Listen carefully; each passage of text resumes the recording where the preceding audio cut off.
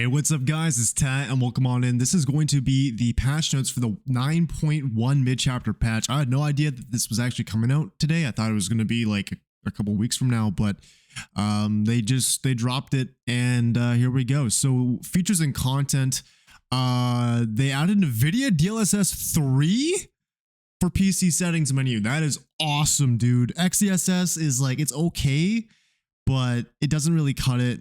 NVIDIA Reflex as well, that is fantastic. They've updated AMD FSR to use version 2 was 1. Honestly, not bad. Version 1 was terrible. It's just a typical upscaler, just spatial upscaler. So now actually having like an AI upscaler, that's really good. So if you don't have NVIDIA graphics card, you can still use an upscaler other than XeSS. You can use FSR2, so that's pretty nice. PS5 and Xbox Series X consoles added performance and quality mode graphics options. Oh shit, that's pretty neat. I think a lot of people have been asking for that, right? Something to just like prioritize frame rate. So you could probably go from instead of like 4K 60 to like maybe 1440p 120, probably. Custom games.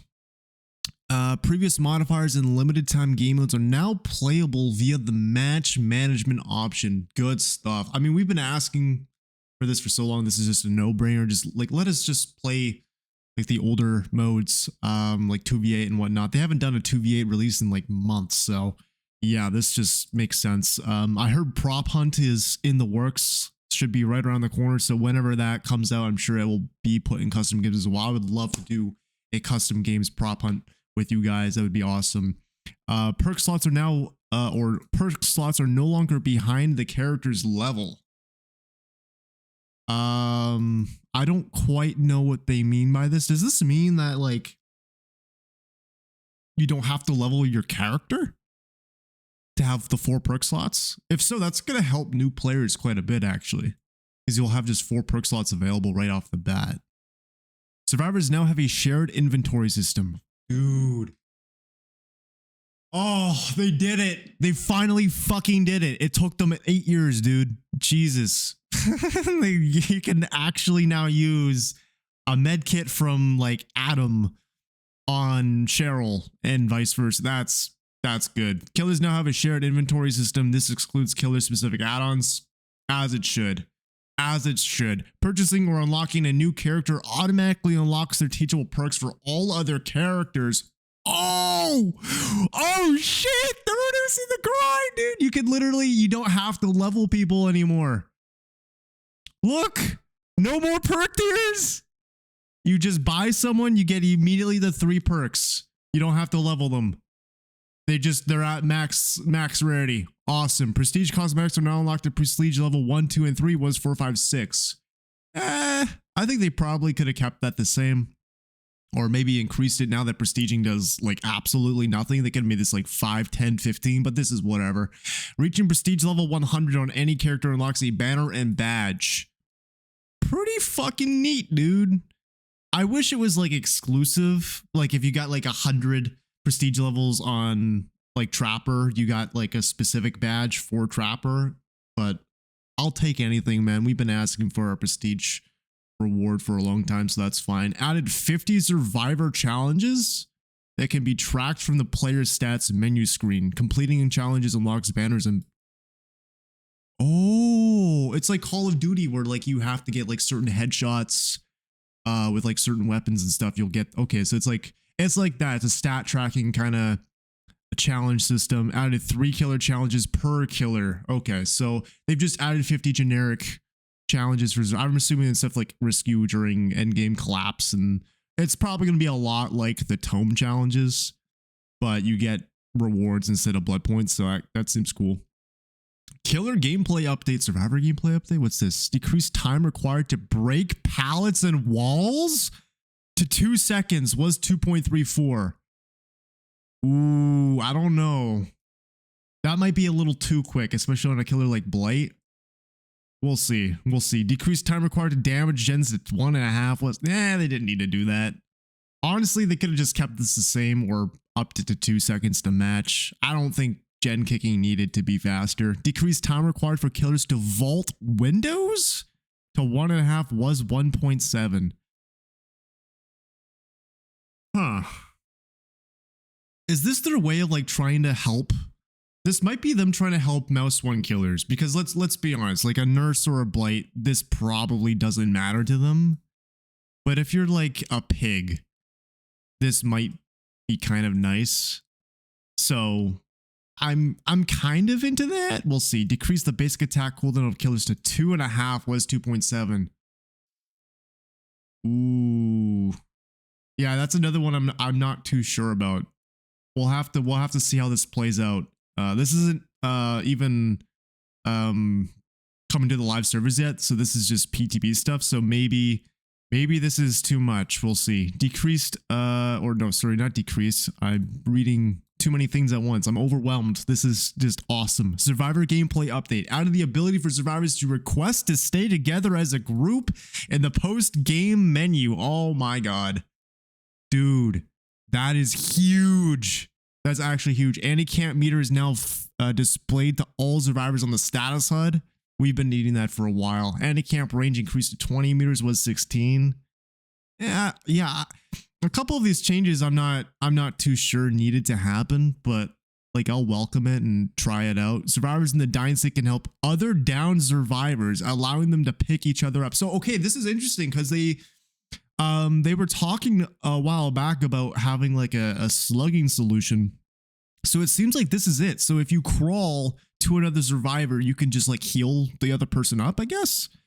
We'll see how that works. It's a little confusing, to be honest. Haste and endurance are now granted after being rescued from a cage of atonement. Oh, get fucked, Pyramid Head. Oh, dude, that's poggers. Huntress. Decreased hatchet carry capacity to 5 was 7. Good. I don't know why she got that buff. Increased hatchet wind up to 1 was 0.9. I'm a little bit less inclined to believe that this is necessary. I get it though. It seems like they're reverting the buffs they gave her. Decreased lullaby radius to 40 was 45. Okay, so you can't hear her from as far as away. Okay. Increase the terror radius to 24 was 20. I mean, that just makes sense. Change several add-ons. Yeah, whatever, man. Trapper. Reworked the bear trap escape system. Escaping a bear trap now takes 8 seconds was 16.67%. Okay, so you no longer have a gamble. It's just, it takes a fixed amount of time. Gotcha. Increase the bear trap rescue time to 2 seconds was 1.5. Yeah, it means nothing. Decrease the setting time of bear traps to 1.5 was 2.5. That is a huge buff. That is a really nice buff.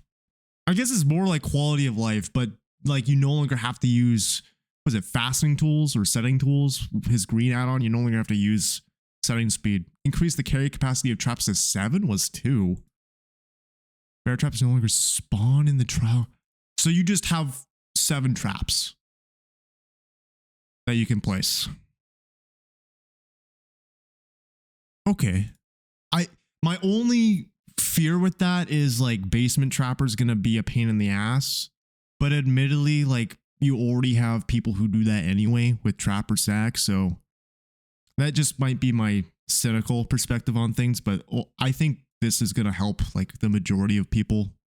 Bear trap power icon displays a count of 0 when out of traps. Previously, the power icon would disappear entirely. That's just good quality of life and add-on update. Cannibal. Did we like just get a cannibal change? Was increased chainsaw sweep movement speed to 5.45 was 5. Wait, that's actually pretty huge. So he's basically getting his green speed base kit. So first he got yellow speed base kit, then they nerfed his speed ounce, and now they're making green speed base kit. Okay, so they're just making shit base kit. What I'm gathering from this is they're just doing, I see Legion down there. Oh my god. I see that they're basically just making add-ons base kit. Decrease the recharge time of chainsaw sweep to charges to 3 seconds was 4. Decrease the reach. Okay, no, okay. It's I understand what they mean. It's literally just 1 second off the recharge. So it takes 9 seconds total instead of 12. Decrease the time needed to reach maximum chainsaw sweep movement speed to 0.35 was 1.1. That is a hell of an increase. Oh my god. Decrease the duration of chainsaw sweep to 2 seconds was 2.5. Why? Is this just to like counteract the faster speed? It might be. They might just be trying to encourage like more like skillful like 𝗥𝗏𝗂𝗏𝗆 plays rather than just like back ripping people. Tantrum can no longer be triggered from charging Bubba's chain. Oh, they are definitely wanting to encourage flicking. So now you can feather your chainsaw without it overheating. That's good. And then add-on update. Yeah, whatever, man. They keep saying change several add-ons. I don't know what the fuck that means. The blight. Decrease the blight's base movement speed to 4.4, was 4.6. Okay. Increase the recharge time of blighted corruption charges to 3 seconds, was 2. So it takes 15 seconds to recharge everything instead of 10. I think what they're going for is they're trying to make the mediocre blights not get carried as much. I think that's just kind of what they're doing. I don't think this is meant to nerf people who are already good at blight, just people who are just okay but are carried. Again, several add-ons. What does that mean, bro? They do it with all of these. Change several out. Just tell me what you're changing, bro. I don't have to wait till the PTB. Feral Frenzy grants a 500 blood points after down survivor with a 5th feral slash. Dude, we've been asking for this for a long. I don't know why it wasn't there when they got their rework. It just makes sense. Feral Frenzy grants 100 blood points each time a chained hit is succeeded. Okay, so like a chained hit is like when you hit someone and then hit someone else. That's a chained hit. So I guess they're just trying to encourage you to go after people. An auto queue is triggered when the next hero slash will down a survivor. Holy goated. I think they actually finally watched my video for once. Removed visual effects when frenzy ends. Removed pitch lock when frenzy ends. Yeah, that's just good stuff. Removed camera lock when starting and manually ending frenzy. Dude, I thought I was the only motherfucker who knew that this was a thing. Whenever you start frenzy, there's like a half a second where you can't move your camera. You're just locked into looking in one direction. So that's nice that they're removing that. Removed missed attack cooldown during frenzy, was 0.225. Missed attacks now immediately transition to the power cooldown. Right. Okay. So instead of missing, doing the miss animation and then fatiguing, you just miss and then go into fatigue. Okay, sure. Oblivious survivors are no longer immune from frenzy's killer instinct. Yeah, makes sense. As it should be. Frenzy power gauge depletion pauses 2. I fucking won! We got Frank's mixtape base kit. Let's go. Oh my god. Feral slashes grant a stackable +1 second towards the power's duration until frenzy ends. Survivor pools of blood are shown during frenzy. That's just, we should have had that like for a longest time. That just makes sense. Decrease the duration of frenzy to 10, was 11. Decrease the sackle speed to frenzy in frenzy to 0.2, was 0.24. Joey and Susie now feature unique voice audio that differs from Frank and Julie. Damn, y'all are eating good. The Legion hears a muffled version of their chase music when not actively chasing the survivor during feral frenzy. What the fuck? This is goated. Did they literally just locked in. Behavior just locked in with this update. Wholly based. Changed several add-ons. Yeah, again. Okay, status effects. Deep wound. Mending time decreased to 8 seconds, was 10. Removed the ability for survivors to mend each other. Increased blood points gained from fully mending to 300, was 100. Mangled. Heal debuff is now removed after healing. Previously was a timed status effect. Okay, so we have old Mangled backed. But okay, but it's weaker than it once was. I think that's a pretty fair trade-off. Hemorrhage decreased the heal to key rate to 5% per second, was 7.